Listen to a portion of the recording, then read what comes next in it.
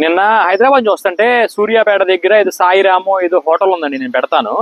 అక్కడ బస్సులు ఆపేస్తున్నారు, ప్రైవేట్ బస్సులు. మనం అర్జెంటుగా నేను ఇవాళ బంద్ వచ్చింది, 2-3 రోజులు సెలవులు వస్తాయని చెప్పి మనం వద్దాం అనుకుంటాం కదా.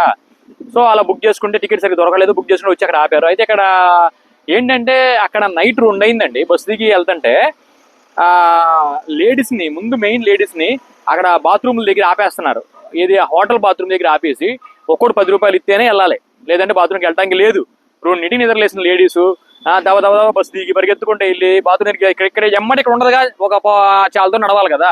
నడిచిన తర్వాత ఆడికి వెళ్ళి బాత్రూమ్ పోసుకుందాం అనుకోగానే డబ్బులు అంటాడు.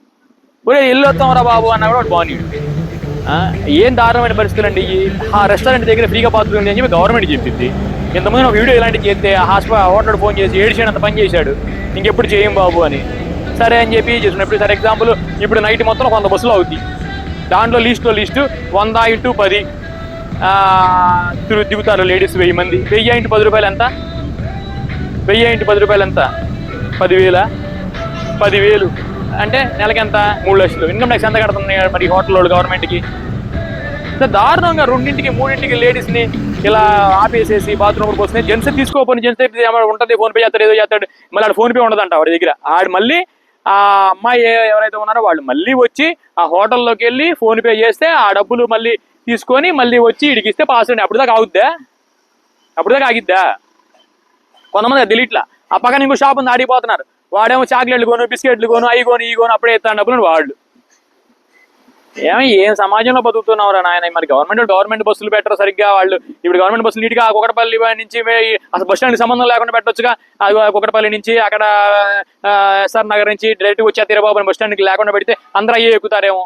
ప్రతి బస్సులో బాత్రూములు పెట్టాలా? ఏమి కోవాలో ఏందో అర్థం కావట్లేదు. ఒకసారి వీడియో పెడతాను, అక్కడక్కడ క్లిప్పులు పెడతాను, చూస్తూ ఉండండి.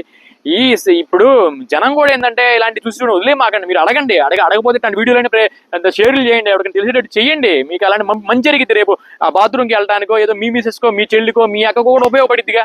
ఏదో ఏమో వాడేం చేస్తున్నాడు, నాకెందుకు గీడేం చేస్తున్నాడు, నాకెందుకు వాడే మన ఇంక 3 పూటలు తిని ఒక పూట వెళ్ళడానికి మనం బతికేది.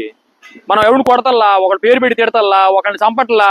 కనీసం ఇది జరుగుతుంది సమాజంలో, ఇది ఎందుకు జరుగుతుందిరా బాబు అని ఒక క్వశ్చన్ కూడా చేసి సరేనయ్యా బాబు అని ఒకటి తిట్టం మనం, ఒకరిని కొట్టం మనం, అటన్నీ షేర్లేని కొట్టం, ఒకళ్ళని చెప్పాం, ఒకళ్ళని అడగం. ఎందుకు ఇంక మన బతకడం? మనం తింటాం, చచ్చిపోవడానికి. ఇంకెట్టయితే బతకడం కూడా వేస్ట్.